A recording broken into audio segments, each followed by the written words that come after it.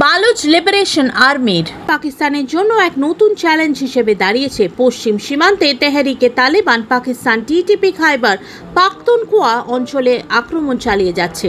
পূর্ব সীমান্তে ভারতীয় বাহিনী পাকিস্তান অধিকৃত কাশ্মীরে পিওকে চাপ বজায় রেখেছে এবং ভারতীয় নৌবাহিনী আরব সাগরে তার উপস্থিতি আরও শক্তিশালী করছে।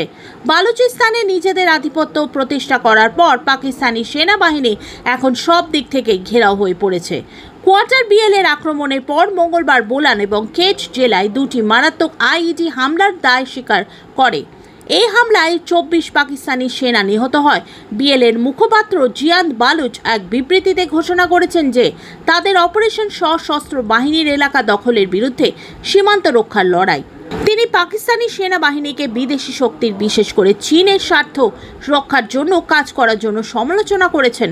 জাতীয় সার্বভৌমত্ব রক্ষা করার বদলে তিনি আরও সতর্ক করে বলেন যে এটা কোনো জাতীয় সেনাবাহিনী নয়, এটা একটি বাণিজ্যিক সেনাবাহিনী, যার জন্য আগামী দিনগুলিতে আক্রমণগুলির তীব্রতা আরও বাড়বে।